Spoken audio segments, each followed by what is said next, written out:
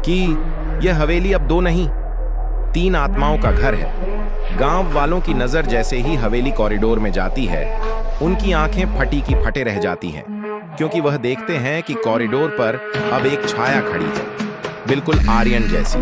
कहते हैं कि कभी कभी जो हवेलियां वीरान दिखती हैं, उनमें सबसे ज्यादा आत्माएं रहती हैं, बस वह हमें दिखती नहीं है, हमेशा गायब रहती है। गांव वाले जब यह सब देखते हैं तो उनके पैरों तले जमीन खिसक जाती है, क्योंकि अब वह हवेली वीरान हो चुकी थी। तभी गांव में एक जिन्नात को बुलाया जाता है। जिन्नात हवेली को देखकर जो कहता है, वह सुनकर गांव वालों के लिए वह दिन एक काला दिन साबित हुआ। ये गांव वालों से सपने में भी नहीं सोचा था कि उन्हें ये दिन भी देखना पड़ेगा। वह कहता है कि अब गांव पर खतरे का साया मंडरा रहा है। जो भी जुड़वा दंपत्ति है वह गांव छोड़ दे। पूरे गांव में यह दहशत फैल जाती है कि अब गांव का कोई भी इंसान जो शादीशुदा है वह जिंदा नहीं बचेगा।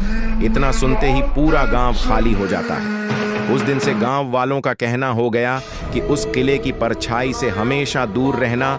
जो भी उस परछाई के नजदीक गया वह उसी पल उस किले का हो गया।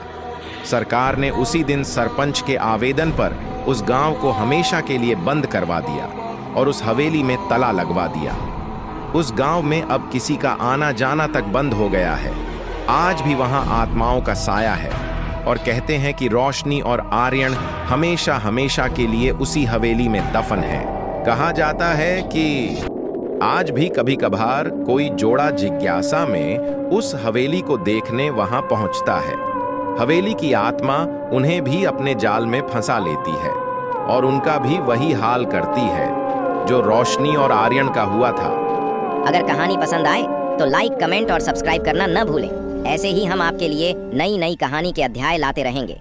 किले की परछाई के एक और 2 अध्याय देखने के लिए डिस्क्रिप्शन में लिंक है। हमारी अगली कहानी एक वीर योद्धा के ऊपर रहे, इसलिए लाइक, कमेंट, सब्सक्राइब और शेयर करना न भूलें, जिससे कि हमारी हर वीडियो आप तक समय पर पहुंच सके। धन्यवाद।